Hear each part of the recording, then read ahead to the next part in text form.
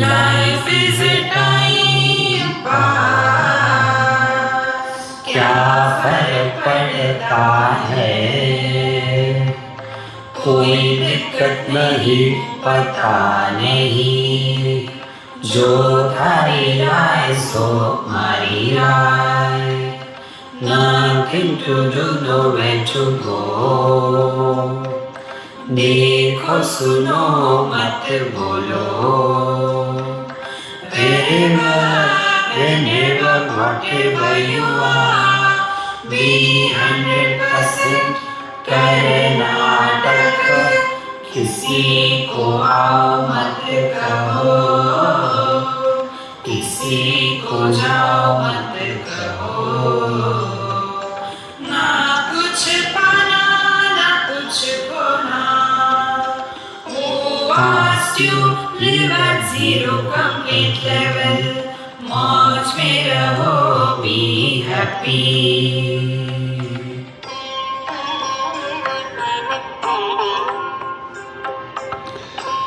श्री कृष्णा श्री कृष्णा श्री कृष्णा श्री कृष्णा। गुरुर्ब्रह्मा गुरुर्विष्णु गुरुर्देवो महेश्वरः, गुरु साक्षात् परं ब्रह्म, तस्मै श्री गुरवे नमः, तस्मै श्री गुरवे नमः। भगवद गीता गृहस्थों के लिए, उद्धव गीता वानप्रस्थियों के लिए और अवधूत गीता सन्यासियों के लिए। तो यहाँ हम गृहस्थ लोग हैं। गृहस्थ कौन है? केवल आप नहीं, हम भी हैं। गृहस्थः गुणमध्यस्थः शरीरम गृह उच्यते। गृहस्थ कौन है? जो देहात्म भाव में फंसा हुआ है, वो गृहस्थ है। देहात्म भाव में फंसने का लक्षण क्या है? उसके लक्षण है सूखा कचरा और गीला कचरा, इसको इकट्ठा करके रखने वाला गृहस्थ है। तो हमारे सबके लिए भगवद गीता आवश्यक है। अब भगवद गीता में हमको क्या मिलना है, इधर ध्यान दें। आप सभी संपूर्ण विश्व में पवित्रता की पराकाष्ठा काशी विश्वनाथ जी के दरबार में हो, तो आपके सामने मैं क्या बोलूं? फिर भी बोलना तो पड़ेगा ही। तो क्या कहा भगवद गीता में जो हमको अपने जीवन में उतारना है, ये समझ लेना। तो 3 जगह हमको ध्यान ले जाना है। पहला, हमारा जीवन ये 2 वस्तुओं के साथ चलता है। संपूर्ण विश्व में परमात्मा को छोड़ करके हर चीज़ 2-2 है। देखो, सुख दुख, लाभ हानि, अपना पराया, स्वास्थ्य रोग, हर चीज़ द्वंद्व में है। इसी प्रकार से कर्म ज्ञान 2 है। अब सवाल ये है कि हम जो कर्म करते हैं उसका आधार ज्ञान है कि हमारा जो ज्ञान है वो कर्म के आधार पर है। इधर हमको ध्यान देना है। तो एक साधारण सिद्धांत है, स्थूल का आधार हमेशा सूक्ष्म होता है। ये सिद्धांत है। Gross is supported by something which is subtle. जैसे पृथ्वी का आधार पानी, पानी का आधार अग्नि, अग्नि का आधार वायु, वायु का आधार आकाश। अब ये स्थूल सूक्ष्म कैसे है? पृथ्वी को 5 गुण है, शब्द स्पर्श रूप रस गंध। पानी को केवल 4 ही गुण है, शब्द स्पर्श रूप रस गंध नहीं। अपने वाराणसी के पानी को छोड़ के फिर आ जाते हैं अग्नि में है। अग्नि में शब्द स्पर्श रूप है, रस और गंध नहीं है। इसीलिए हमारे उडुपी होटलों में क्या होता है, वो आपको इतना गरम गरम खाना देते हैं, खाने वाला कहता है गरम गरम है, इतना गरम है कि टेस्ट का चक्कर ही नहीं कोई। तो अग्नि सूक्ष्म हो गया। फिर वायु आता है। वायु को केवल शब्द स्पर्श है, रूप रस नहीं है। आकाश आ गया, केवल शब्द है। आप अगली स्टेप, आकाश कहाँ है? देखो, दक्षिण भारत में एक स्थान है हुबड़ी, वहाँ एक बहुत बड़े संत हो गए, सिद्धारूढ़ स्वामी।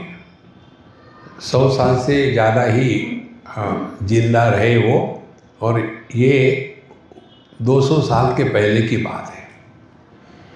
हम जब भी जाते हैं उनके स्थान पर दर्शन करने के लिए जाते हैं। उनकी जीवनी बड़े विचित्र है।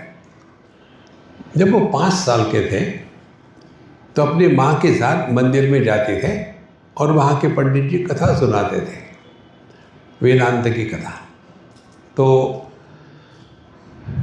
पंडित जी ने बताया, देखो जब महाप्रलय आता है ना, तो पृथ्वी पानी में घुल जाती है, पानी अग्नि में घुल जाता है, अग्नि वायु में घुल जाता है, वायु आकाश में घुल जाता है। इस प्रकार से महाप्रलय हो जाता है। तो सभी जो प्रोफेशनल सत्संगी थे वो अपना सुन रहे थे। अब वो छोटा बच्चा 5 साल का, उसने पूछा, पंडित जी ये आकाश किस में घुल जाता है? तो उस बच्चे को देख करके पंडित जी ने कहा, देखो बेटा, मैं तो नहीं जानता, ये तो सद्गुरु ही बता सकते हैं। अब उस उम्र में वो निकल गया घर से बिना बताए किसी को, 5 साल की उम्र। किस लिए? सद्गुरु को ढूंढने के लिए। सद्गुरु क्या है, कौन, कुछ पता नहीं, निकल पड़ा। देखो, तो ये आकाश कहाँ घुलता है? तो हमको कहीं जाने की जरूरत नहीं, अपने अंदर में सब कुछ है। कैसे? अपनी अनुभूतियों का विश्लेषण करके सीखो उससे।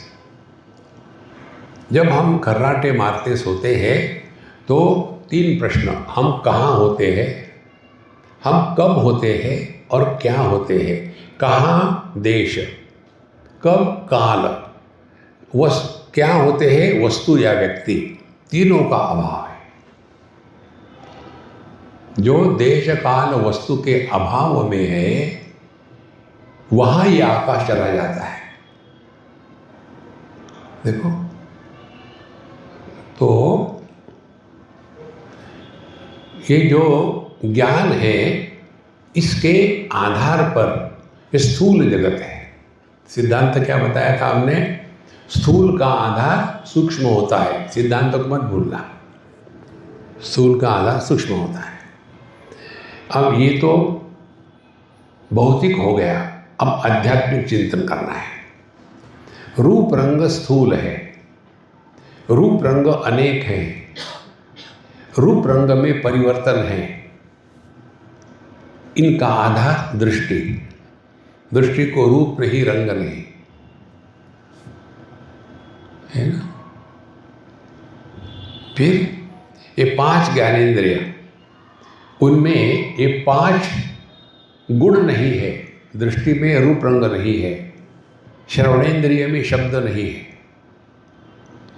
तो ये स्थूल का आधार सूक्ष्म।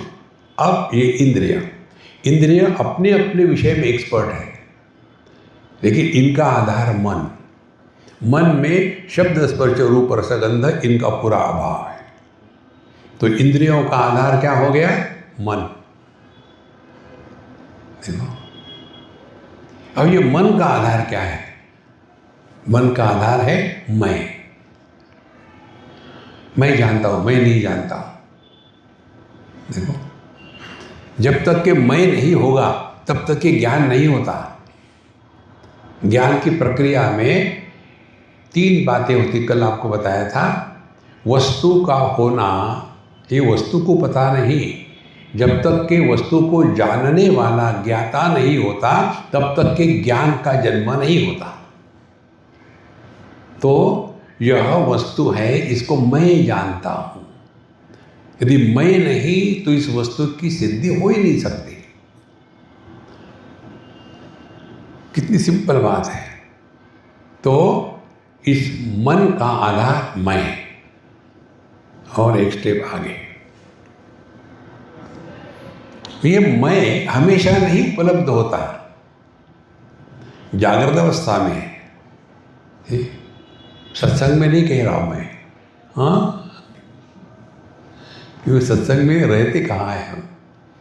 तो यह जो मन है केवल जागृत अवस्था में है, लेकिन ये तीनों अवस्थाओं में, जागृत, स्वप्न, सुषुप्ति, उसमें चेतना रहती है। तो मैं का आधार चेतना है। देखो, और चेतना क्या है? चेतना चैतन्य की अभिव्यक्ति है। और इसीलिए चेतना में ये संभावना है कि वो प्रकट है, प्रकट नहीं है। चैतन्य में भाव अभाव ये ऑप्शन नहीं है। इसीलिए शुद्ध चैतन्य, परमात्मा, कॉन्शियसनेस, अवेयरनेस, भगवान, ब्रह्म, पर जो भी शब्द कर लो आप, ये सबका आधार है। देखो, ये आपको अपने अनुभूति से सीखना है। तो यदि हमको पता चल गया ये कि रूप रंग का दर्शन करना है ना, तो आंखों को ठीक रखो। शब्द का ग्रहण करना है तो श्रवण शक्ति को ठीक रखो। जगत के विषय वस्तु अनुभूतियों का दर्शन करना है तो मन को ठीक रखो। देखो, जीवन में यदि बैलेंस रखना है तो दुखेषु अनुद्विग्नमनः सुखेषु विगत स्पृहा। जीवन में सुख दुख आने के बाद सुखी दुखी होने से इनकार करना, ये होगी साधना। देखो, और इससे परे जाना माने अपने भूतकाल के भूत को निकाल देना, फिर हम चेतना में आ गए। यही तक हमारी साधना है। इसके आगे कन्हैया लाल का धंधा शुरू हो जाता है। देखो, इसके लिए भगवद गीता का अध्ययन करना आवश्यक है। तो अर्जुन ने क्या किया था? ये कुछ ना कभी जाना, ना कभी जानने का प्रयत्न किया।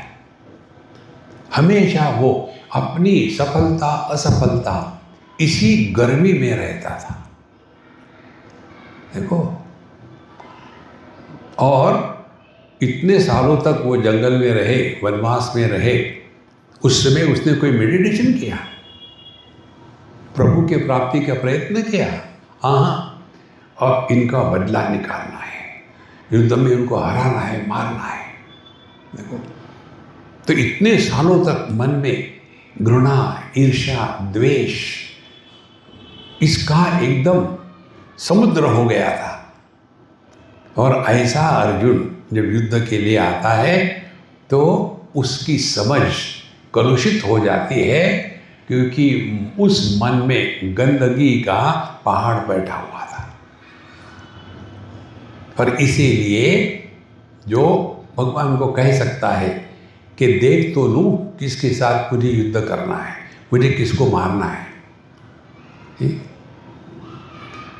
इसीलिए संतों, भगवद गीता का अर्थ हृदय में उतरने के लिए हमको ये समझना है कि कहीं हमारे मन की स्थिति अर्जुन के मन की तो नहीं है।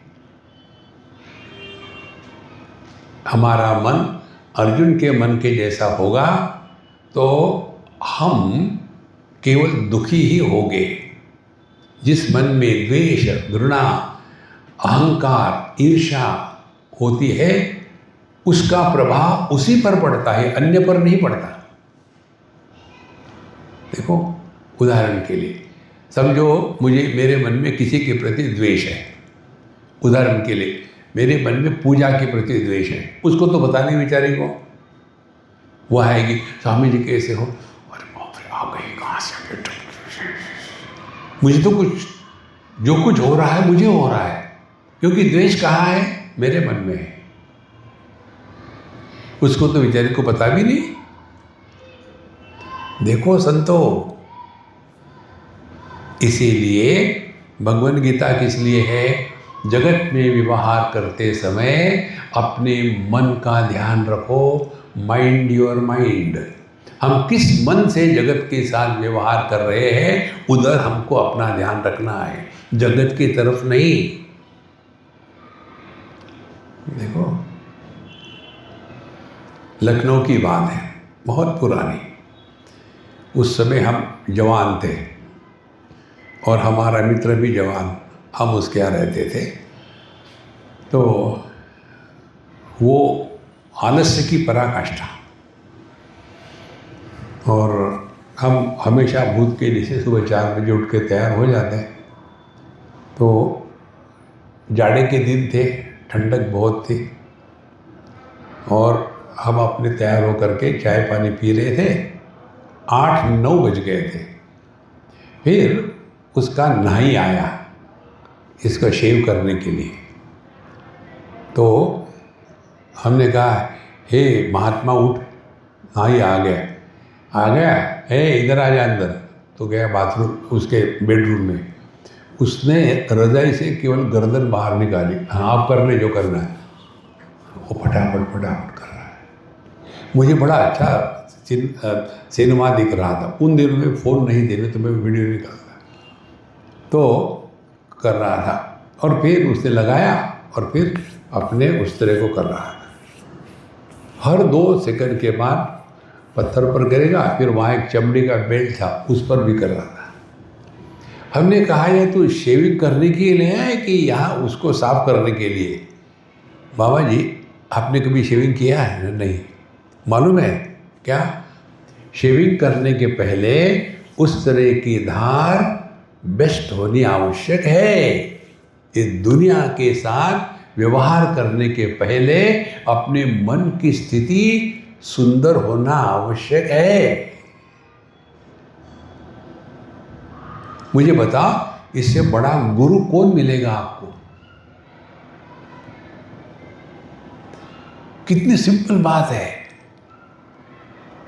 आपको हर जगह में गुरु मिल जाते हैं यदि हम शिष्य होने के लिए तैयार हो तो अर्जुन को ऐसी चढ़ी हुई थी,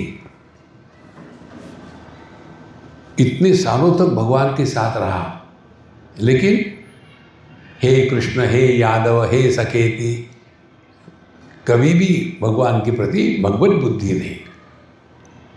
और ऐसा होने के कारण जब वो दुखी हुआ तो फिर रोने धोने लग गया, और जब रोने धोने लग गया तो उसको फिर भगवान ने पहले लताड़ा। क्लैब्यमा स्वगम पार्थ न एतत्त्वयि उपपद्यते क्षुद्रम हृदय दौर्बल्यम त्यक्त्वोत्तिष्ठ परन्तप। हे अर्जुन, तुम बातें तो बड़ी लंबी लंबी कर रहे हो, लेकिन अपने दिमाग को ठीक में रखो। अब दूसरी महत्व की बात भगवद गीता बताती है, जो भी कार्य हमको करना है उस समय प्रारंभ उत्साह से होना आवश्यक है। क्लिबता माने उत्साह का अभाव। जिस व्यक्ति में उत्साह नहीं होता वो जीता नहीं, वो अपने मृत्यु को ढो रहा है। जो भी करना है उत्साह से परिपूर्ण होकर करना है। देखो, जीवन में सफलता नहीं, आनंद की अभिव्यक्ति होनी चाहिए। तो इसीलिए भगवान ने उसको डांटा। क्लैब्यमास्मगम पार्थ न एतत्त्वयि उपपद्यते क्षुद्रम हृदय दौर्बल्यम त्यक्त्वोत्तिष्ठ परन्तप। How you begin your day determines how you live through the day. कितनी महत्व की बात है। ये होने के बाद जब व्यक्ति अपने मूर्खता के बोझे के नीचे रहता है ना, तो हमेशा अपने पर तरस खाता है, अपने को तुच्छ समझता है। पापो हम पाप कर्मा हम, पता नहीं मेरे से ऐसा क्यों होता है। Don't expect respect from the world, give respect to the world. देखो,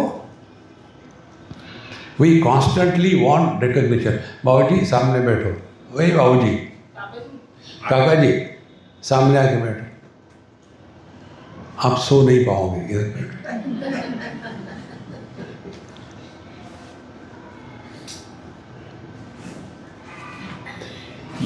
नहीं सोने वाले ऑडियंस बहुत कम मिलते हैं, इसलिए फोन। ये आपका दोष नहीं, हमारे टॉक्स एनेस्थेटिक है, सुनते सुनते लोग सो जाते हैं। और मुझे अच्छा लगता है जो सोते हैं, क्योंकि उनको जो मिलना था मिल गया, बाकी के स्ट्रगल कर रहे, ब्राह्मण ब्राह्मण कर रहे। देखो, अच्छा। और उसके पश्चात अर्जुन का अपना आर्ग्यूमेंट चालू, क्योंकि वो उसने स्पष्ट कहा था कार्पण्य दोष। अर्जुन अपने पर तरस खा रहा था। जैसा अपना अभिमान नहीं होना चाहिए, उसी प्रकार से अपने पर तरस भी मत खाओ। दोनों आवश्यक है। मनुष्य तरस खाता है, हम ऐसे दरिद्री। अच्छा, फिर जब भगवान कृष्ण ने अर्जुन को बताना शुरू कर दिया, पता नहीं हमारी पुस्तक है कि नहीं, यहाँ एक पुस्तक है हमारी भगवद गीता के 2य अध्याय पर लिखी हुई, उसका नाम रखा है common sense Upanishad. Common sense is most uncommon. देखो, उसमें यही पूरा जो पहला भाग है भगवद गीता का, 2य अध्याय का, पहले तो अर्जुन को भगवान ने खूब बड़े जोर से धक्के मार मार के जगा किया, और फिर अर्जुन को बताते समय भगवान ने कॉमन सेंस की बात करी थी। अशोचानन्व शोचस्त्वं प्रज्ञावादांश्च भाषसे। जिसके लिए रोना मूर्खता है, उसके लिए तुम रो रहे हो। प्रज्ञावादी माने क्या? अपने को ज़्यादा ही समझदार समझ रहे हो। क्या ये युद्ध के मैदान में सबको ये मालूम नहीं था कि युद्ध के मैदान में लोग मरते हैं, खून खराबा होता है? ये भगवान को सिखा रहा था कि ऐसे खून से लथा हुआ स्वराज्य मुझे नहीं चाहिए। भगवान को क्या मालूम था? वो तो दूध धोने वाले गवैया थे ना, उनको क्या मालूम था युद्ध में इतना खून खराबा होगा।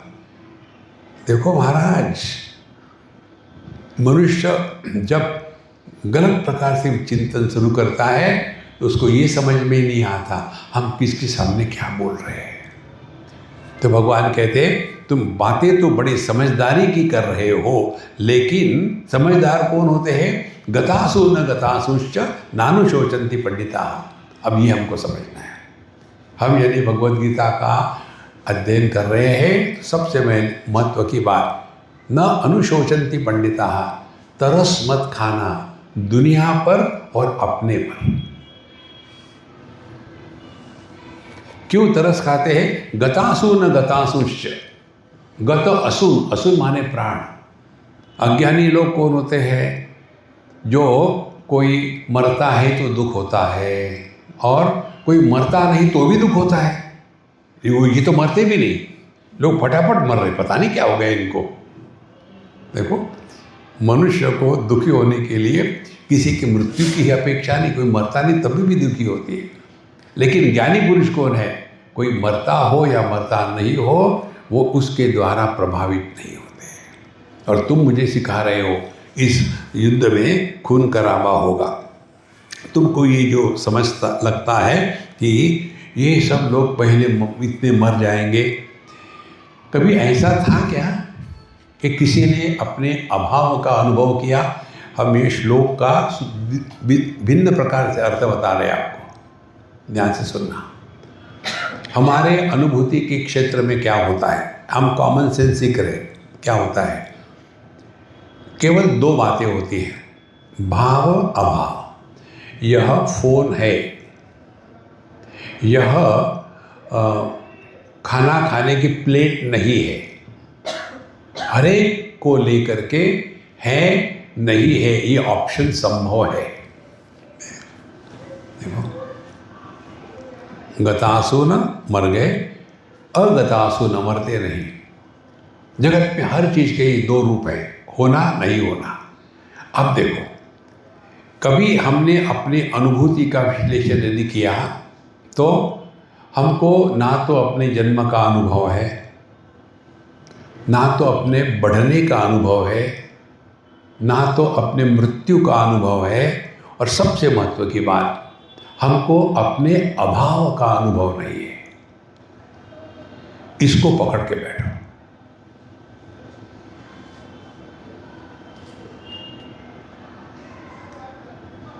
सबसे बड़ी बात, इसके लिए कुछ करना नहीं पड़ता। अब अपनी अनुभूतियों से इसको दृढ़ कर ले। दृष्टि सभी रूप रंगों को प्रकाशित करती है, सबका आधार है, किसी रूप रंग के द्वारा प्रभावित नहीं होती।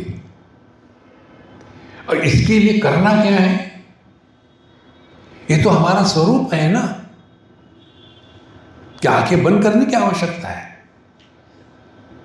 कुछ आवश्यकता नहीं। माने किसी के भी द्वारा प्रभावित नहीं होना, ये हमारा स्वरूप है। कार्य के द्वारा कारण प्रभावित नहीं होता, लेकिन कारण के सिवा कार्य की सिद्धि नहीं होती। जैसे आभूषण कार्य है, सुवर्ण कारण है। अब इसका विश्लेषण करें तो क्या समझ में आएगा कि यह आभूषण बिना सुवर्ण के नहीं रह सकते, लेकिन सुवर्ण बिना आभूषण बने रह सकता है। अब इसमें हम महत्व किसको देते हैं? कितने ज्वेलरी की शॉप है, ये लटका लटका करके अपने माताएं भटकती रहती है। हमारे बहरीन की बात है, वहाँ हमारे होस्ट बहुत बड़े ज्वेलर हैं, बहुत सज्जनग्रस्त हैं। तो उनके दुकान में मैं गया देखने के लिए, तो वहाँ एक कोई गले का हार, जो भी कहते हैं आप उसको, तोरण कहते हैं क्या उसको? गले के हार को तोरण क्या कहते हैं? जो दरवाजे में लगाते हैं, हाँ वही, लेडीज वही तो करती है।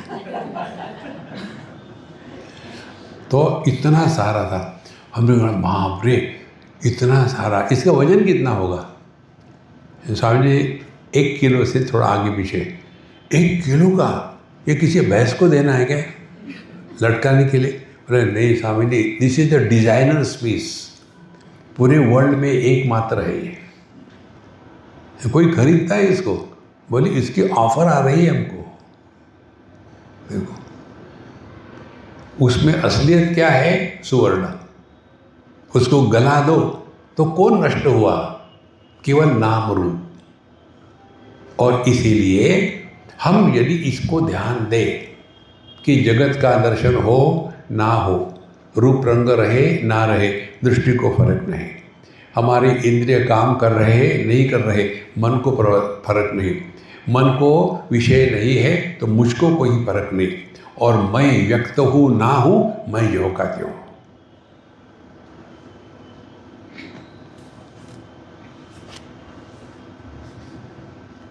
क्या साधना करोगे?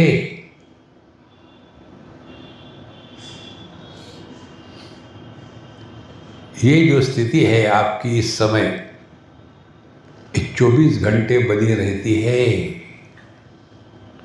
क्योंकि उसमें कुछ कर नहीं रहे हैं। लेकिन हमको हमेशा विक्षेप में रहने की आदत होने के कारण जहाँ शांति हो गई वहाँ नींद में प्रवेश हो जाता है। बैठे बैठे लुढ़क गए। तो न तो एव अहम जातु नासन् न त्वं नेमे जनाधिपा न चैव न भविष्यामः सर्वे वयम ततः परम।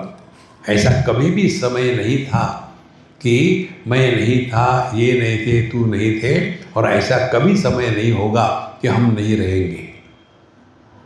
देखो, हमारी सत्ता अकाट्य है, हम जो कहते हो।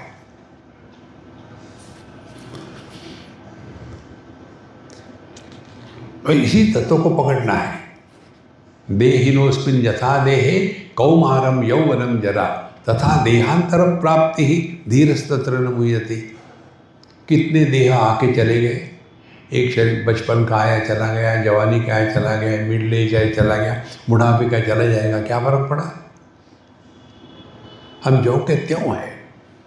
भगवद गीता का अध्ययन होने के बाद यदि हमारे मन में अपनी मृत्यु की कल्पना भी आती है तो अभी तक हमने साधना के नाम पर, सत्संग के नाम पर अपने आप को सबसे बड़ा धोखा दिया है। मृत्यु असंभव है, ये है भगवद गीता। जीवन में आमूलाग्र परिवर्तन आ जाता है। देखो, फिर ये दुनिया का जो सुख दुख का चक्कर है, इससे कैसे निकले भगवान बताते हैं। सिंपल टेक्निक है। मात्रा स्पर्शास्तु कौन्तेय शीतोष्ण सुख दुखदा आगमा अपायिना अनित्यान तान तितिक्षस्व भारत। जो भी अनुभव हमको इंद्रिय मन बुद्धि और विषय के बारे में होता है, सभी के सभी अनुभूतियों के दो ऑप्शन से, सुखदा या दुखदा। और दोनों अनुभूतियों का एक ही लक्षण है, एक समय प्रारंभ होते, थोड़े समय तक रहते हैं, फिर वो नष्ट हो जाते हैं। आगमा अपायिना अनित्या। तो फिर क्या? तान तितिक्षस्व भारत। भारत माने जो ज्ञान में रमण करने वाले हैं, उनको ये समझना है कि वो टेम्पररी है। टेम्पररी चीज़ों को लेकर के परमानेंटली दुखी होना, इससे बड़ी बेवकूफ़ी क्या है? तो क्या करें? तितिक्षस्व Bharat. What cannot be cured should be endured. No. What cannot be cured should not be endured, should be enjoyed. Convert the endurance into enjoyment is Bhagavad Gita. देखो, ये तो हमेशा मुँह, देखो हमने इतने बार दर्शन किए भगवान के, कुछ हुआ नहीं। किसको? भगवान को। Do not justify being miserable in life. जिस दिन हम अपने दुख को जस्टिफाई करते हैं ना, उस समय हमने भगवान का अपमान किया है। वो हृदय में बैठे हैं और हम रो रहे हैं। देखो, तांत दीक्षस्व भारत। फिर एक महत्व की बात भगवान इसमें बताते हैं। ये जो दुनिया जो तुमको दिखती है ना, इसका एक ही अर्थ हमको समझना है। ठीक? अव्यक्तादीनि भूतानि व्यक्त मध्यानि भारत अव्यक्त निधनानेव तत्र का परिदेवना। अब ये सिद्धांत अपने हृदय में आना है। जगत में कुछ निर्माण नहीं हुआ, कुछ नष्ट नहीं होता। देखो, समुद्र में लहरें बाहर से आती है क्या, कि अंदर से आती है? अंदर से आती है। अंदर से क्यों आती है? क्योंकि बाहर का प्रेशर है हवा का। इसी प्रकार से हमारे मन में विचारों की लहरें क्यों आती है? बाहर विषयों का प्रेशर है। ये वस्तु अच्छी, वो चाहिए, ये चाहिए, यहाँ जाना है, वहाँ जाना है। और ये जो प्रेशर आ गया तो मन में अनेक अच्छे बुरे विचार आने लग गए। और जब विचार मन में आएंगे तो मन की शांति भंग हो गई। और उसके कारण परेशान हो गए। फिर हम सभी विचारों को निपटाने के लिए सो जाते हैं। सो जाना माने क्या? सभी विचारों को शांत कर दिया। निस्तरंग समुद्रवत, भगवान शंकराचार्य लिखते हैं एक जगह में, जैसे समुद्र पर एक भी तरंग ना हो तो कैसी स्थिति, वैसे अपने मन की स्थिति हो सकती है समझदारी से। अव्यक्तानि भूतानि व्यक्त मध्यानि भारत। जो पहले अव्यक्त है, व्यक्त है, फिर अव्यक्त है, तो कौन मरा? तत्र का परिदेवना, काहे को दुखी होते हैं, कोई पैदा हो कोई मरा। इसीलिए अर्जुन, तुम्हारा ये जो विचार है ना कि इतना ये होगा, खून खराबा होगा, ये सब बकवास है। उसके पश्चात बहुत महत्व का सिद्धांत भगवान कृष्ण हम सबको देते हैं। भगवद गीता में किस रोग का निदान हुआ है? भगवद गीता में एक रोग है, उसका निदान हुआ है। और रोग का नाम है Mamata. Don't go to West Bengal, remain in UP. Mamata ये रोग है। तो इस रोग को हटाने के लिए दवाई क्या है? समता। समत्वम योग उच्चते। कर्म की बात करी भगवान ने तो वहाँ यही बताया, सिद्ध सिद्ध्यो समो भूत्वा समत्वम योग उच्चते। भक्ति की बात करी, वही तुल्य निंदा स्तुति मौन। फिर योग की बात करी, आत्मोपम्येन सर्वत्र समम पश्यति अर्जुन। ज्ञान की बात करी, निर्दोषनि समम ब्रह्म तस्मात् ते ब्रह्मणि स्थिता। तो अपने मन के संतुलन को किसी भी अवस्था में बिगड़ने नहीं देना, ये हर एक साधक का आद्य कर्तव्य है। देखो, यदि आपने जमीन पर एक पत्थर डाल दिया तो जमीन पर लहरें नहीं उठेगी। पानी पर डाल दिया तो लहरें उठेगी। इसी प्रकार से दुनिया में क्या हो रहा है, इसका प्रभाव स्थूल देह पर नहीं होता, उसका प्रभाव होता है मन पर। और इसी मन के तरफ हमारा ध्यान नहीं होता। देखो, तो मन के तरफ ध्यान देने की प्रक्रिया भगवान ने बताई है।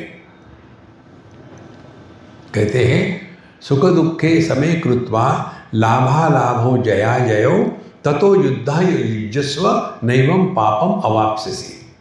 अब ये टेक्निक हमको प्रैक्टिस करनी है। देखो, जगत में हम जो भी करते हैं उसका यदि विश्लेषण करें तो क्या होगा? कोई भी आप कार्य कर्म करो तो दो ऑप्शन है, सफलता या असफलता। सफलता हो गई तो लाभ होगा, असफल हो गए तो हानि हो गई। लाभ हुआ तो खुशी हो गई, हानि होगी तो दुख हो गया। तो ये तीनों एक दूसरे के साथ जुड़े हुए हैं। जगत में कुछ करो, सफल असफल, लाभ हानि, सुख दुख। भगवान कहते हैं, सुख दुखे समय कृत्वा लाभा लाभो जया जयो। फिर अपने मन के संतुलन के तरफ ध्यान देना है। समय कृत्वा ततो युद्धाय युज्यस्व। फिर दुनिया में धूम धड़ाके से जिंदा रहो, लेकिन ध्यान रखना है अपने मन के संतुलन की तरफ। देखो, सबसे मूल्यवान वस्तु यदि दुनिया में कुछ है तो अपने मन का संतुलन। जिसके मन का संतुलन होता है वो जगत में कभी भी दुखी नहीं होता, दुख को दुखी कर देता है। समय कृत्वा। फिर उसके बाद क्या, इसका मतलब गलत मत समझ लेना। दो प्रकार से मन शांत रहता है, एक समझदारी से, दूसरा डिप्रेशन से। ठीक? समझदारी से मन को शांत होना उसको डिस्पैशन कहेंगे, और दुखी होकर के मन शांत होना उसको डिप्रेशन कहेंगे। अब आप अपने आप में देखो, हम डिस्पैशनेट है कि डिप्रेस्ड है? दोनों के लक्षण एक ही है। दोनों में हम जगत से उपरत हो जाते हैं। डिप्रेस आदमी जो होगा वो कैसा उपरत होगा? अब जी के क्या करेंगे, nobody wants me in this world. भगवान मुझे उठा क्यों नहीं रहता? भगवान मुझे भी नहीं चाहिए, तुम वही रहो। अपने पर तरस खाना, इससे बड़ा पाप कुछ नहीं है दुनिया में। अपने पर तरस मत खाओ। देखो, दूसरा डिस्पैशन, वैराग्य। वैराग्य किसको कहते हैं? राग द्वेष के परे चले जाना। राग का विरोधी द्वेष है, वैराग्य राग द्वेष के परे चले जाना है। ये दोनों का प्रभाव क्या होगा? हमारे मन का संतुलन किसी भी अवस्था में बिगड़ेगा नहीं। जब मन का संतुलन ठीक रहता है तो हम उस समस्या का विचार करने के लिए सक्षम होते हैं। और मन का संतुलन बिगड़ गया हो तो जो होना चाहिए वो होता नहीं, जो नहीं होना चाहिए वो होता है। देखो, और फिर वो सब कुछ वाणी से प्रकट होता है। देखो, अपनी लड़की दूध की धुली और बहू धुलाई करनी है। देखो, कहना नहीं चाहिए। स्टैंडर्ड डायलॉग है हमारी पंजाबी माताओं का। मैंने ये डायलॉग दिल्ली में सुना। स्वामी जी, कहना नहीं चाहिए, लेकिन मेरी लड़की तो बहुत अच्छी है, लेकिन मेरी बहू जो है ना, हमारे पड़ोसी के बहू की तुलना में इतनी भी नहीं, इतनी घटिया है। मुझे भगवान ने ऐसी बहू क्यों दी? हमने कहा, साधना करने के लिए। सब कुछ ठीक ठाक चल रहा है और इसीलिए आप खुश हो, तो क्या साधना है?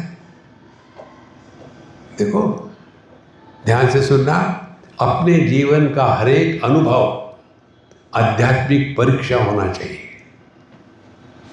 यदि हम परीक्षा नहीं देंगे तो आजकल जैसे हो रहा है, बम्बई की बात है, एक हमारी अम्मा है, वो बच्चों को अंग्रेजी सिखाती है। कौन से बच्चों को?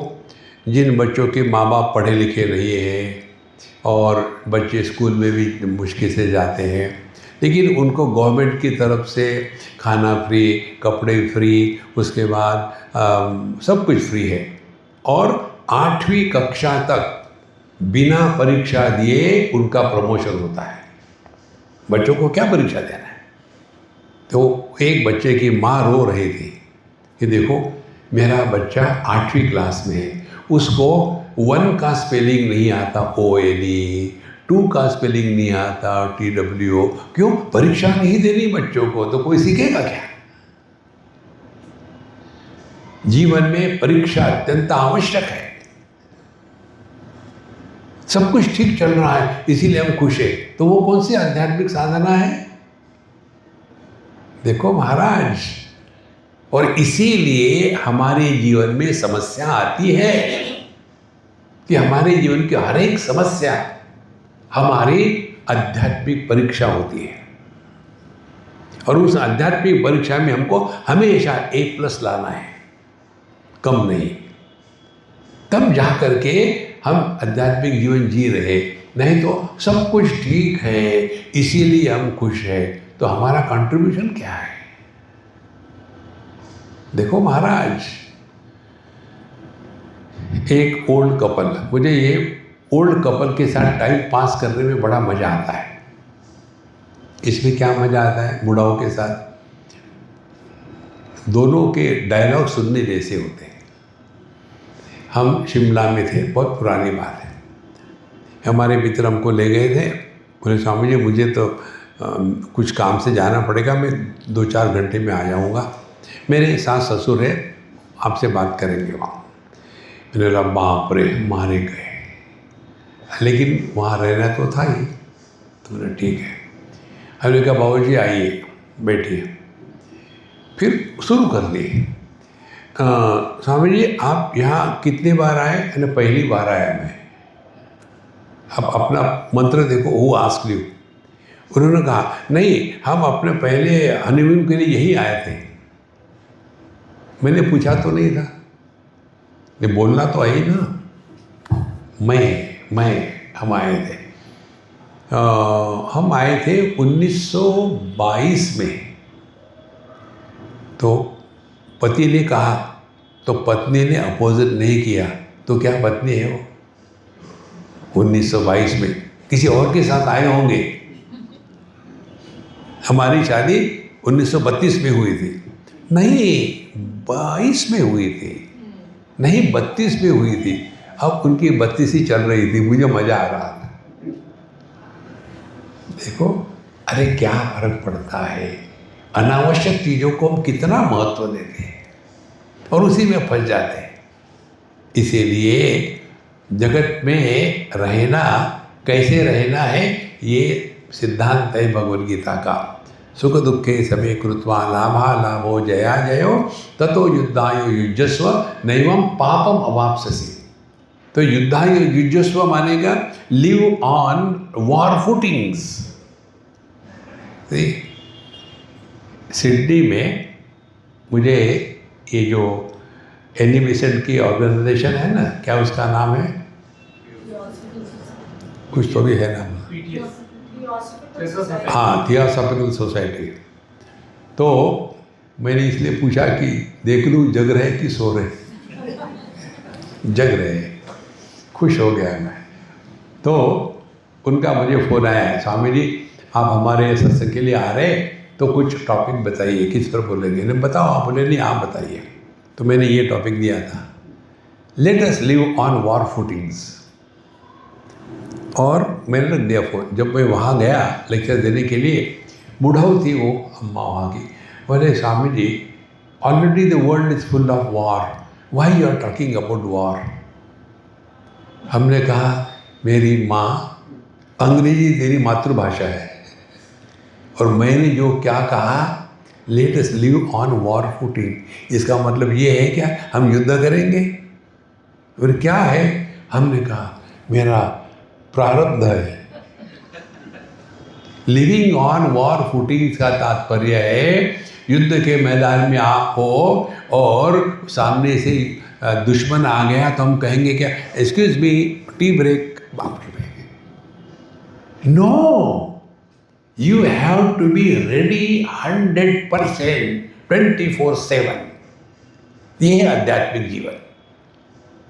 देखो महाराज, ऐसे नहीं कि हाथ में मान लेकर राम राम राम राम राम करके पूरा राम का दिमाग खा लेना, नहीं। Spiritual life is 24/7। It is not a part time profession. देखो एक हमारे मित्र बाबा जी, वो उन्होंने डिक्लेयर कर दिया मैं 21 दिन तक खाना नहीं खाऊंगा। तो जब मैं मिलने गया उनको, हमने कहा कितने दिन हो गए? बोले 16 दिन हो गए। हमने कहा तुम्हारी तरफ देख के लगता तो नहीं कि तुमने कभी ये खाना नहीं खाया होगा, तो बिना खाना खाए तुम इतने ताज़े दिख रहे हो, क्या सीक्रेट है बताओ? 16 दिन खाना नहीं खाया फिर भी ताज़े दिख रहे हो, क्या सीक्रेट है? बोले मैं रात को खाता हूँ। अब किसको धोखा दे रहे हैं? देखो जैसे 16 दिन खाना नहीं खाना, उसमें रात भी आ गई।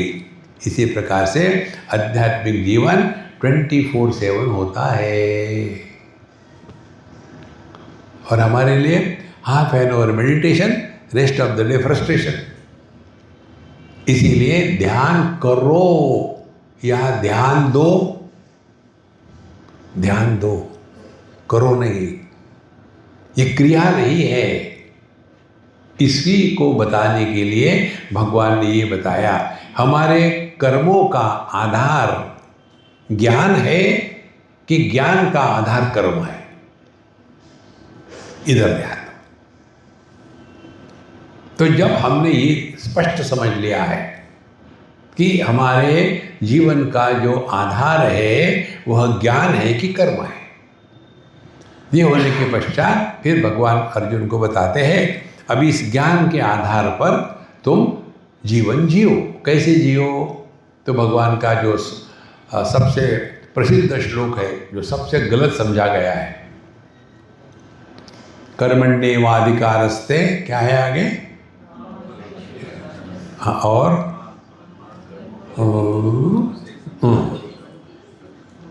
कहो मेरे बात। कर्मण्येवाधिकारस्ते मा फलेषु कदाचन मा कर्म फल हेतुर्भूः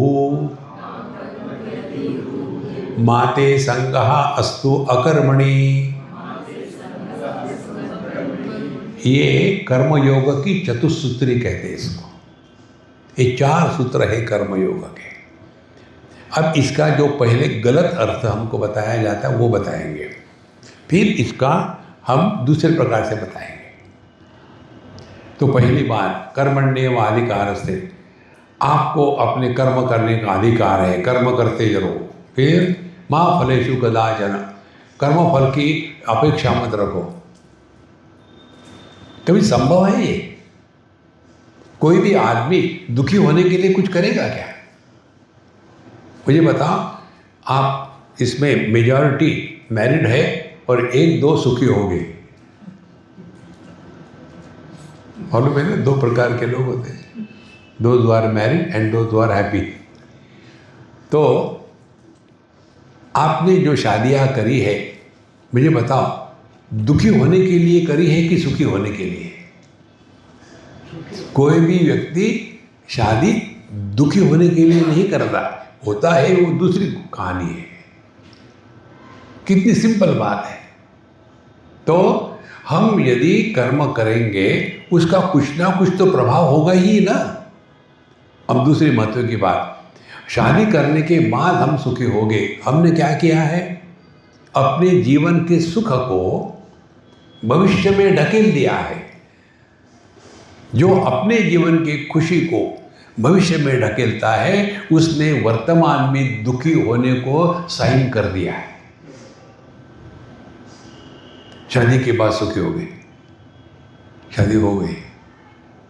एक लड़का मेरे पास आया, बोले स्वामी जी मुझे मदद करिए। हमने कहा मैं पैसे किसी को नहीं देता।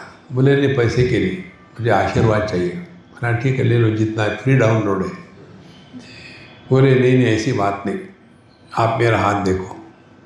मैं क्या करूँ देख करके? मुझे बताओ मेरी शादी कब होगी? अब मुझे ऐसे कार्टून मिलते हैं तो मुझे बड़ी खुशी होती है। हाँ देखो देखो,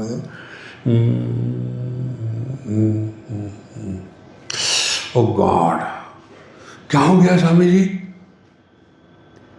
शादी संभव नहीं है। क्यों? यहां अखंड आनंद योग है।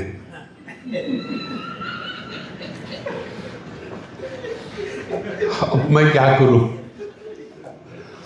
जिसको अखंड आनंद योग हो गया है उसको शादी नहीं हो सकती। अरे राम, क्या करूं? देखो महाराज, जीवन आपका अपने हाथ में है। हम ही अपने जीवन की खुशी को भविष्य में ढकेलते हैं। और जब कोई परेशानी आ जाती है तो फिर एकदम हाथ झटकने के लिए तैयार है। आई डिडंट डू इट, या तो मैं नहीं करूंगा, ये तीसरा प्रॉब्लम है। और चौथा, ठीक है मैं जो भी करती हूँ गलती होता है, मैं कुछ नहीं करूँगी। 4 चीज़ों से बचना है जीवन में समझदारी के फाउंडेशन पर। तो पहली बात, हम जब तक के जगत में जी रहे हैं, जो अपनी पोजीशन है, पति पत्नी भाई बहन माँ बाप सास ससुर, जो भी पोजीशन है उसके अनुसार अपना नाटक करो। उसके अनुसार whenever whatever you are, be 100% और कर्नाटक। बड़ों के सामने है, कभी भी आर्ग्यूमेंट मत करना। वो जो कहते हैं सुनने के पहले ही हाँ कह देना। उनसे आर्ग्यूमेंट करोगे तो उनको याद रहेगा। एकदम हाँ कहो तो भूल जाएगा, बेटा किसके बारे में मैंने पूछा था, झंझट खलास। इसीलिए किसी भी वयस्क व्यक्ति के साथ कभी आर्ग्यूमेंट नहीं करना, घर में शांति रहेगी। बच्चों के साथ उनकी सुनना ही मत, वो पैसे मांगने की थे और कुछ नहीं करते। अच्छा ठीक है बाद में बताना, अभी मैं ये बाथरूम जा रहा हूँ, यद गत्वा न निवर्तन्ते। लेकिन महत्व की बात बता ही नहीं रहे आप। ये हमारा पेटेंटेड है क्या, पत्नी के साथ कैसी बात करें, इक्वल एज, उसकी तो सबसे सिंपल है। जब वो बोल रही है तो आप चुप रहो, और जब वो चुप है तो आप बोलो मत। घर में शांति शांति शांति, ये भगवत गीता है। देखो, इसीलिए कर्मण्येवाधिकारस्ते, ध्यान से सुनना, हमको कर्म गए हुए कल को करने की क्षमता नहीं है। आने वाले कल को भी कर्म नहीं हो सकता। कर्म हमेशा वर्तमान में ही हो सकता है, पहला सिद्धांत। दूसरा सिद्धांत, हम खुश जब होते हैं तब हम वर्तमान में होते हैं, यस्टरडे नहीं होते, टुमारो नहीं होते। तीसरी बात, हम जो कर्म कर रहे हैं वो खुशी को प्राप्त करने के लिए कर रहे हैं, तो हमने डिक्लेयर कर दिया कि हम दुखी हैं।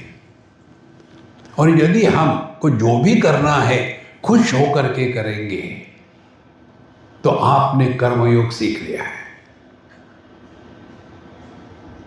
देखो, अच्छा क्या करना पड़ता है हमको?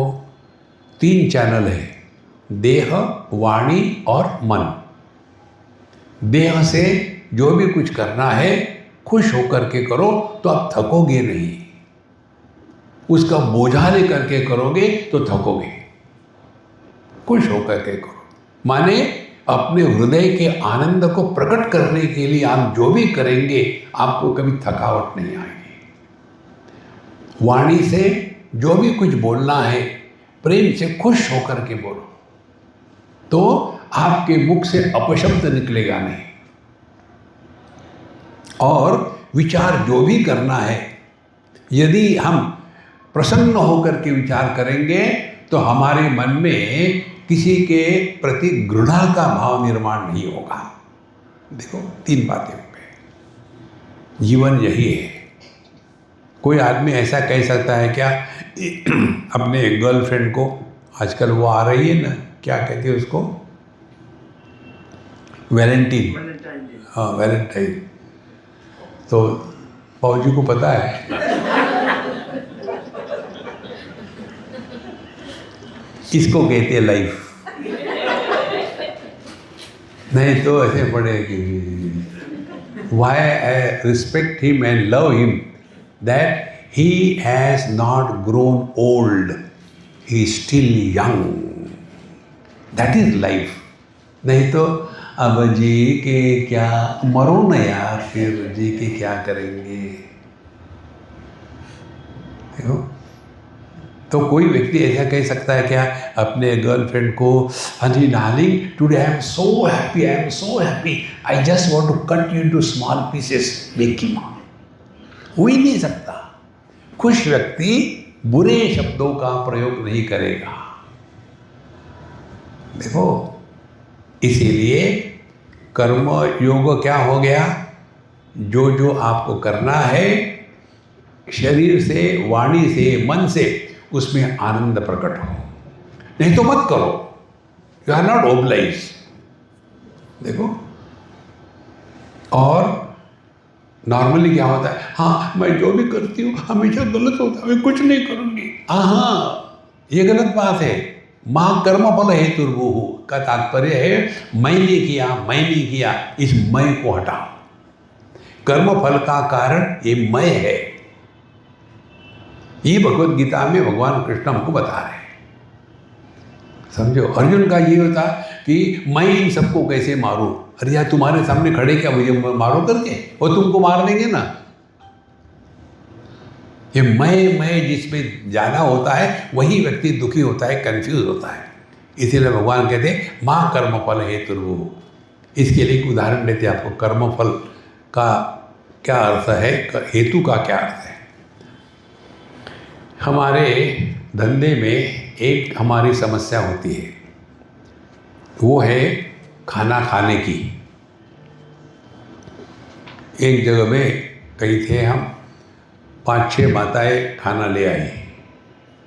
तो जैसे मैं बहुत दिनों का भूखा हूँ, तो रखिए नहीं यही रख दो, मैं ले लूँगा अपने हाथ से।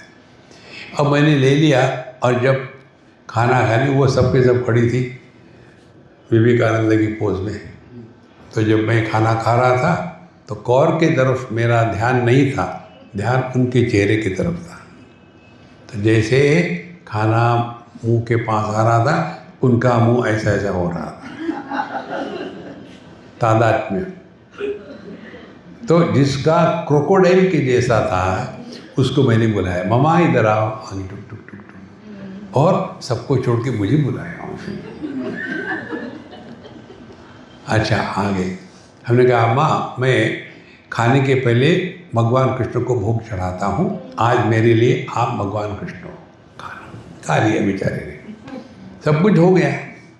फिर मैं बैठा था खाने के बाद, स्वामी जी अब क्या होगा? कुछ नहीं होगा। पहले मालूम है क्या? मालूम है आज एकादशी है, फिर आपने मुझे चावल दाल सब्जी खिलाई, अब क्या होगा? कुछ नहीं, नरक में जाओगी। और क्या स्वामी जी ऐसा क्यों होगा? अब सिद्धांत सीखो। मैंने खाना खाया, खाना खाना ये क्रिया है, इसके साथ मैं जुड़ गया तो पाप पुण्य का निर्माण होगा। खाना पेट में गया, जाने के बाद कॉन्स्टिपेशन हो गया, महापुण्य है। डिसेंट्री हो गई, महापाप है। डायजेशन ठीक हुआ, कुछ फर्क नहीं पड़ता। ऐसा होता है क्या? तो कर्मफल हेतु का अर्थ क्या हो गया? जहां जहां क्रिया के साथ मैं जुड़ जाता है उसको कर्म कहते हैं। तो क्या करे? यद्यत् कर्म करोमि तत्तदखिलम शंभो तवाराधना। अपने कर्म को उपासना में बदले, और उपासना करने वाला जो होता है उसको मैं का अभिमान नहीं हो सकता, उपासना में मैं का समर्पण होता है। देखो, इसीलिए भगवान कहते हैं कि जो कुछ हमको करना है करो, हम किसी पर उपकार नहीं कर रहे। एक सिद्धांत आपको बताते, हमारा स्पष्ट सिद्धांत है, इस दुनिया में हमारी आवश्यकता किसी को नहीं है। हम रहे या नहीं रहे, दुनिया को कुछ फर्क नहीं पड़ता। लेकिन अहंकार विमूढ़ात्मा कर्ता हम इति मन्यते। हमको ऐसा लगता है मेरे ही कारण दुनिया चल रही है। देखो, जब हम नहीं थे दुनिया में किसी की कमी नहीं थी। जब हम चले जाएंगे दुनिया में कुछ फर्क नहीं पड़ेगा। तो पहले फर्क नहीं पड़ा, नहीं जब थे, बाद में नहीं रहेगा, अब कौन सा फर्क पड़ रहा है? लेकिन अहंकार भी हमने किया, मैंने किया, तो क्या करें? उसके लिए हमारा टेक्निक आपको बता दें। दुनिया में हमारी आवश्यकता किसी को नहीं है, इसको पकड़ लो हृदय में। We are most unwanted furniture in this universe. कोई आवश्यकता नहीं, लेकिन हमको आवश्यकता है सबकी। जैसे हम अपने वाराणसी में आते हैं, तो वाराणसी वालों को हमारी आवश्यकता नहीं है, फिर हम क्यों आते हैं? हमारी आवश्यकता है ना। हम यदि नहीं आएंगे तो हमको खाना कौन देगा? विश्वनाथ जी के दर्शन कैसे होंगे? 8-10 दिन टाइम कैसे पास हो जाएगा? ये हमारी आवश्यकता है। जब जो भी काम हम अपनी आवश्यकता के अनुसार कर रहे हैं, ये भावना होगी, तो आप में कभी भी अभिमान और एरोगेंस नहीं आ सकता। देखो मनुष्य में एरोगेंस, अभिमान कब आता है? ऐसे लगता है कि हम बड़े 30 मार खाए। दूसरा सिद्धांत, इस चीज को जीवन में उतारने के लिए अपनी आवश्यकता है। तो क्या है? हम हमेशा फॉलोअर रहे, बॉस कभी मत बनना, रिमेन ए फॉलोअर। बहुत फर्क पड़ता है जीवन में। इसीलिए हम जहाँ भी जाते हैं पूरे विश्व में, हर जगह हमारे बॉस होते हैं। यहाँ प्रभात जी हमारे बॉस हैं। हमको क्या करना है, कहाँ जाना है, कहाँ नहीं जाना है, कितने बजे शुरू करना है, कितने बजे बंद करना है, हम उनको पूछे बॉस शुरू करो, शुरू कर दिए। और जब बंद करना होता है वो घड़ी देखते हैं, हाँ ठीक है बंद कर। देखो लाइफ कितनी सिंपल हो जाती है। जिस दिन आपने सभी अधिकारों का त्याग कर दिया है, उस दिन आपके हृदय से प्रभु प्रकट होते हैं। महाभारत में जितने कैरेक्टर है ना, उसमें से मुझे सबसे प्यारा कैरेक्टर मालूम है कौन सा है? नकुल सहदेव। सबसे इंटेलिजेंट। वो कभी कभी झगड़े में नहीं पड़े। उनका क्लियर था, अपना बड़ा भाई इंटेलिजेंट है, समझदार है, हम उसके फॉलोअर है। वो कहता युद्ध कर दो, कर नहीं दो नहीं, फिर विचार क्यों करना है, रिलैक्स। अरे नकुल चलो युद्ध करना, ठीक है बात नहीं बाद में, ठीक है रिलैक्स। ड्रॉप दिस आई आई आई। आप कभी दुखी नहीं होगे। लेकिन फिर मैं का क्या होगा? अरे उस मैं को कोई कीमत है क्या? देखो संतो, ये 2 सिद्धांत तो हो गए। कौन सा पहला सिद्धांत?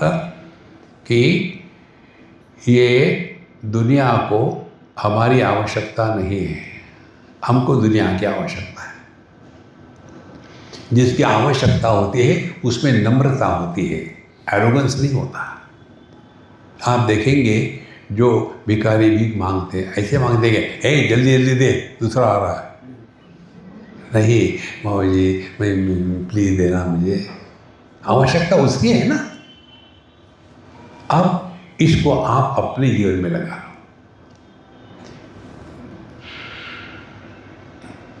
बच्चों को माँ बाप की आवश्यकता है कि माँ बाप को बच्चों की आवश्यकता है? करो चिंतन। जब बच्चे नहीं होते तो इधर से उधर दौड़ेंगे, वहाँ जाएंगे, पूजा करेंगे, पोथी करेंगे, सब कुछ करेंगे, क्योंकि आवश्यकता माँ बाप को है, बच्चों को नहीं है। लेकिन कितना एरोगेंस आ जाता है, हमने बच्चों के लिए इतना किया, ये किया, वो किया। अरे तुमने अपनी आवश्यकता के अनुसार ये सब किया है, बच्चों को हमारी आवश्यकता नहीं है।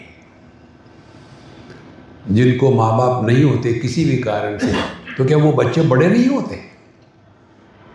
सबसे श्रेष्ठ उदाहरण ले लो तुलसीदास जी का, उनको माँ बाप नहीं थे, तो क्या वो ऑर्डिनरी रहे? कितना अभिमान होता है, और उसी अभिमान के कारण हम दुखी होते हैं। यही अर्जुन की बात थी, मेरे कारण ये सब लोग मर जाएंगे। अरे तुम क्या यमराज हो, सबको मारने वाले? वो क्या चुप बैठने वाले क्या लोग? देखो संतो, इसीलिए कर्मण्येवाधिकारस्ते का तात्पर्य कर्म करो, फल की आशा करो, ये नहीं उसका अर्थ। उसका अर्थ ये है वर्तमान में रहो, जो कुछ करणीय है उसमें आनंद प्रकट होने दो। जब आपके माध्यम से आनंद प्रकट होगा तो मैंने किया ये भाव खत्म हो जाएगा। और चौथा सिद्धांत, माते संगास्तु अकर्मणि, जीवन में कभी रिटायर मत होना। Keep your self occupied with something और दी अदर। न तो 24 घंटे घर में बैठे हैं, सुबह से शाम तक एक ही चिंतन, ब्रेकफास्ट के लिए क्या है, लंच के लिए क्या है, इवन चाय के लिए क्या है, डिनर के लिए क्या है। केवल गोबर प्रोडक्शन शुरू हो गया। Keep occupied. बहुत वैल्यूज है, अध्ययन करो, पढ़ाई करो। देखो, हमने आपको पता नहीं उदाहरण दिया क्या, एक हमारी अम्मा है बम्बई में, वो होगी 86 और 87 की। हम कभी कभी उसको मिलने जाते हैं, उनसे हमने बहुत सीखा है। वो संगीत की बड़ी श्रेष्ठ गायिका भी है और टीचर भी। अब उसने कहा स्वामी जी मैंने वो बंद कर दिया। अरे बहुत अच्छा। तो बोले मालूम है अब मैंने क्या शुरू किया? क्या शुरू किया?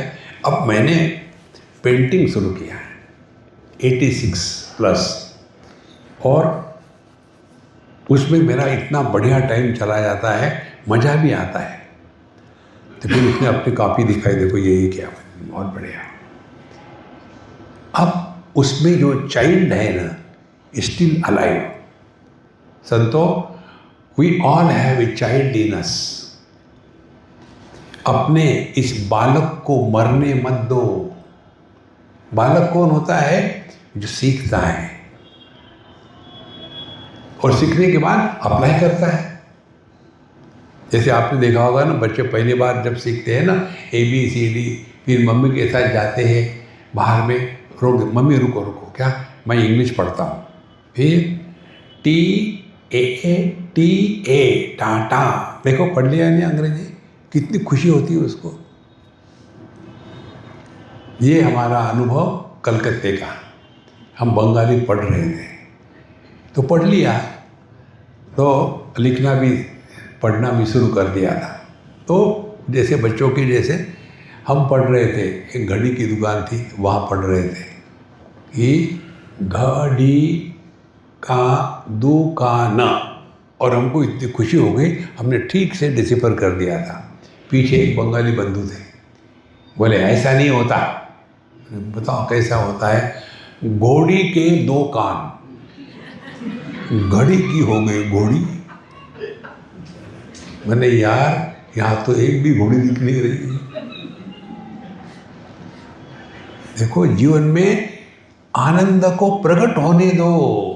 Don't seek happiness, express happiness.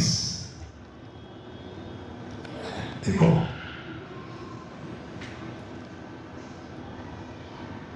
पानी जब जमा रहता है ना तो उसमें कह आ जाती है, बहता रहता है तो उसमें कुछ नहीं आता। Keep occupied, busy, cheerfully, happily, ये है भगवद गीता। तो कर्मण्येवाधिकारस्ते मा फलेषु कदाचन, इसका तात्पर्य क्या हो गया कि हमको जो जो पोजीशन भगवान ने दी है वो बढ़िया से बढ़िया जियो। ऐसे नहीं अब मेरा वैराग्य हो रहा, वहाँ बच्चे रो रहे हैं और ये मेडिटेशन कर रही है। नहीं, your first duty towards your children, you brought them, take care of them. ये बिल्कुल सिंपल बात है। कर्मण्य अधिकार, फिर हम जो कर रहे हैं प्रसन्नता से करो। मुझे क्या मिलेगा ये निकाल डालो। कितने वयस्क माँ बापों का यही होता है, बचपन से इसको इतना लाड़ पार किया, अब मेरी तरफ देखता भी नहीं। आवश्यकता नहीं है अभी आपकी उनको। See, before somebody has to tell us, यहाँ से हम यहाँ आए ना तो हमारे प्रभात जी हमको इतना प्यार से क्यों रखते हैं मालूम है? आने के पहले ही हमारे डिपार्चर की डेट उनको पता है। पहले दिन आए तो खुश, एक दिन चला गया खुशी की लेवल बढ़ गई, 2 दिन चले गए खुशी की लेवल और बढ़ गई, शिवरात्रि हो गई धूम धड़ाका, लोग गए। देखो महाराज, किसी को कहना ना पड़े। Withdraw yourself. When you withdraw yourself, you will be happy. When you are pushed back, you will be miserable. इसीलिए माँ फलेषु कदाचन, किसी में खुश रहो बस, काम लेना नहीं देना नहीं, लेकिन निकम में मत रहना। कीप ऑक्युपाइड, कुछ ना कुछ करते रहो। एक्सरसाइज करो, वॉक करो, पेड़ लगाओ, पौधे लगाओ, कुछ ना कुछ करते रहो। ये करने से टाइम पास हो जाता है। जीवन में जो आदमी टाइम पास का सिद्धांत सीख लेता है, उसने अध्यात्म में बड़ी छलांग मारी है। देखो, हमको दुनिया को नहीं सुधारना, अपने को ठीक करना है। इसके लिए भगवान ने ये अर्जुन को सब बताने के पश्चात फिर सवाल आता है कि भगवान ने इतना ज्ञान को, बुद्धि को महत्व दिया, तो इसका क्या कारण है? देखो, भगवान ने 3-4 श्लोकों में बुद्धि को बहुत महत्व दिया। यदा ते मोह कलिलम बुद्धिर्गति तरिष्यति तदा गन्तासि निर्वेदम श्रोतव्यस्य श्रुतस्य च श्रुति प्रतिपन्ना ते यदा स्थास्यति निश्चला समाधावचला बुद्धि तदा योगम अवाप्स्यसि। 8 बार भगवान ने बुद्धि का शब्द का प्रयोग किया है। तो समझदारी से जियो, समझदारी से जियो, बुद्धि से जियो, बेवकूफ़ी से मत जियो। ये जब कहा तो अर्जुन ने प्रश्न पूछा, समझदार व्यक्ति कैसा होता है? देखो, और ये भगवद गीता का बहुत महत्व का प्रसंग है। तो इसको हम कल के लिए छोड़ते हैं, नहीं तो मैं बोलता रहूँगा केवल और आप सबकी समाधि लग गई होगी। तो इसीलिए कल के लिए छोड़ते हैं। ओम पूर्णमदः पूर्णमिदं पूर्णात् पूर्णमुदच्यते पूर्णस्य पूर्णमादाय पूर्णमेवावशिष्यते। ओम शांति शांति शांति। हरि ओम। श्री गुरुभ्यो नमः। हरि ओम।